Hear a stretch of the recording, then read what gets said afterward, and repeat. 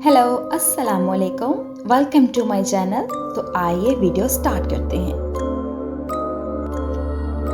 People के दरख्त की चुड़ैल। गांव चक ननगल की एक पुरानी रवायत थी कि मगरिब के बाद किसी को भी कब्रिस्तान के साथ वाले पीपल के दरख्त के करीब नहीं जाना चाहिए। वो दरख्त उतना ही पुराना था जितना गांव खुद। उसकी शाखें हवा के बगैर भी हिलती थीं और कई बार लोगों ने रात को उसके आसपास किसी औरत के रोने की आवाज़ सुनी थी। गांव वालों का मानना था कि वहाँ एक चुड़ैल बसी हुई है जो पीपल के दरख्त पर उल्टी लटकी रहती है। जो भी शख्स रात को दरख्त के करीब गया वो या तो पागल होकर वापस आया या कभी लौटा ही नहीं। शाहिद, एक नौजवान जो लाहौर से अपने नाना के इंतकाल के बाद गांव आया था, इन बातों को महज देसी कहानियां समझता था। उसने इन बातों पर कभी यकीन ना किया और गांव वालों का मजाक उड़ाया। एक रात जब चांदनी आसमान पर छा रही थी, शाहिद ने अपने दोस्त आबिद से शर्त लगाई कि अगर उस दरख्त पर चुड़ैल है तो मैं अभी जाकर वीडियो बनाकर लाता हूँ, फिर देखते हैं कौन झूठा है। आबिद ने बहुत मना किया, लेकिन शाहिद रात के 10:30 बजे दरख्त की तरफ निकल गया। शाहिद जैसे ही दरख्त के करीब पहुंचा, उसका मोबाइल सिग्नल खत्म हो गया। फिजा में अचानक ठंडक और खामोशी छा गई। दरख्त की शाखें खुद ब खुद हिलने लगी, जैसे कोई उस पर चल रहा हो। फिर अचानक उसने एक साया देखा जो आहिस्ता आहिस्ता नीचे की तरफ उतर रहा था। वो औरत थी, लेकिन उसके पांव उल्टे थे, बाल खुले हुए और आंखें खून की तरह सुर्ख। वो हवा में तैरती हुई शाहिद के करीब आ गई। तू मुझे देखने आया है? उसकी आवाज में सर्द लहर थी। शाहिद ने पीछे भागने की कोशिश की, लेकिन उसके पांव जमीन से चिपक गए। चुड़ैल ने हाथ बढ़ाया और उसके चेहरे को छूने लगी। उतने में शाहिद चीख मारकर बेहोश हो गया। शाहिद को कब्रिस्तान के करीब एक चरवाहे ने अगली सुबह मुर्दा हालत में पाया, लेकिन हैरत अंगेज बात ये थी कि उसका जिस्म जिंदा था और दिमाग मुकम्मल महफूज। वो जिंदा लाश बन चुका था। उसके हाथ में एक मोबाइल था जिसमें एक वीडियो थी।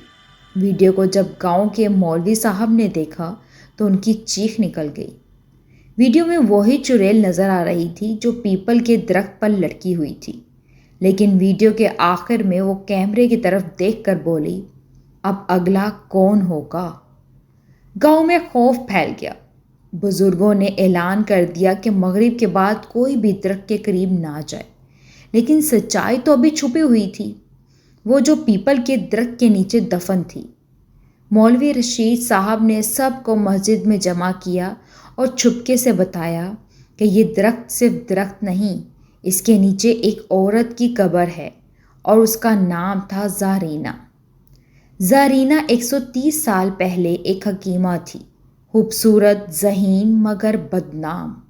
लोग कहते थे कि वो जादू जानती थी।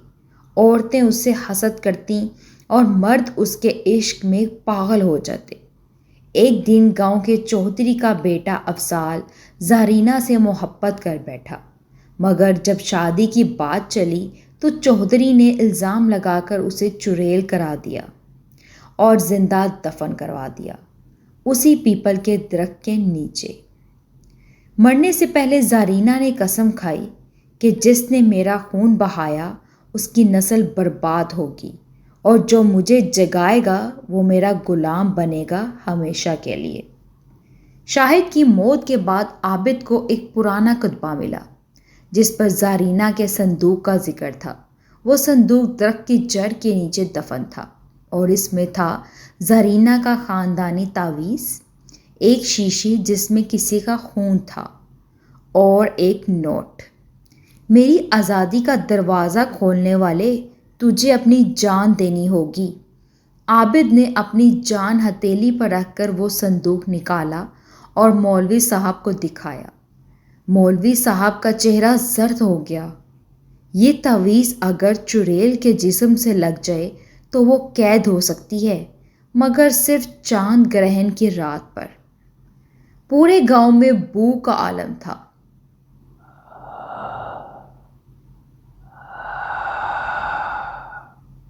پورے گاؤں میں ہو کا عالم تھا۔ عابد، مولوی صاحب اور دو نوجوان درخت کے نیچے پہنچے۔ آسمان پر چاند گرہن تھا اور زرینہ کی روح درخت کی شاخوں پر تیر رہی تھی۔ جیسے ہی عابد نے تعویذ آگے بڑھایا، چڑیل نے زور سے چیخ ماری، مجھے واپس قید نہیں کیا جا سکتا۔ میں وہ ہوں جسے محبت میں دفن کیا گیا، اب سب سے بدلہ لوں گی۔ مگر مولوی صاحب نے قرآن کی آیات پڑھنا شروع کی۔ درخت لرزنے لگا، شاخیں خود سے تر ہو گئیں۔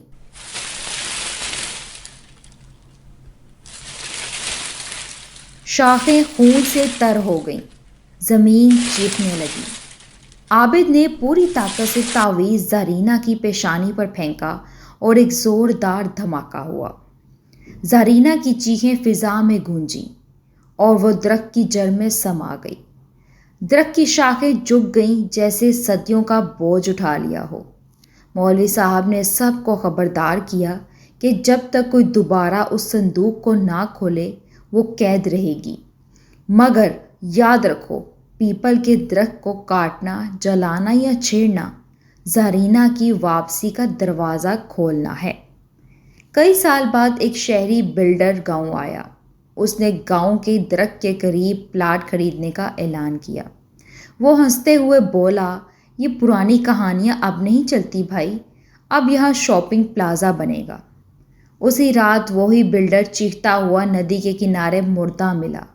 اس کی آنکھیں نکلی ہوئی تھیں اور درخت کی چھاؤں میں ایک عورت کھڑی مسکرا رہی تھی کہ زرینہ واپس آ چکی تھی۔ گاؤں کا ہر دروازہ بند تھا۔ لوگوں نے بچوں کو گھروں میں قید کر لیا۔ جانور عجیب آوازوں سے خوفزدہ تھے۔ رات کو ہر کتا ایک ہی سمت بھونکتا، پیپل کے درخت کی طرف۔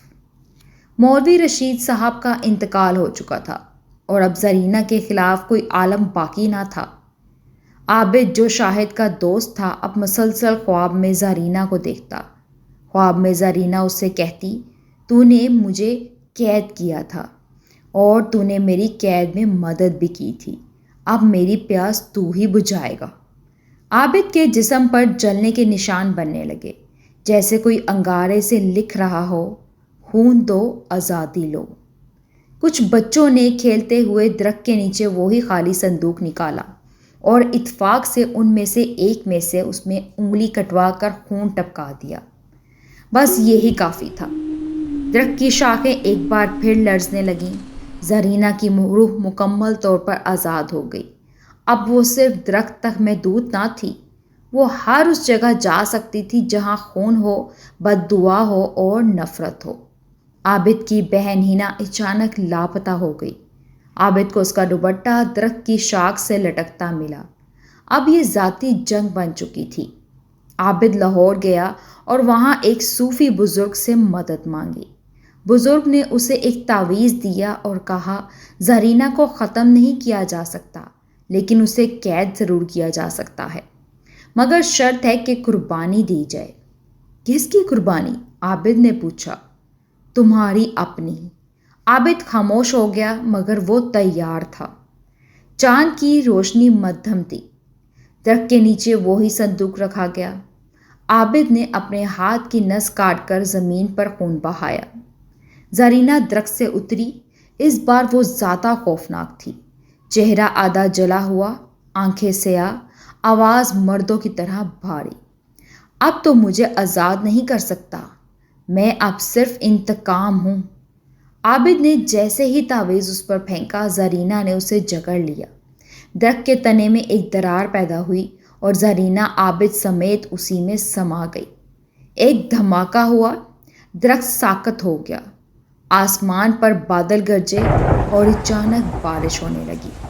صبح جب گاؤں والے وہاں پہنچے تو درخت بالکل خشک ہو چکا تھا، جیسے صدیوں پرانا ہو۔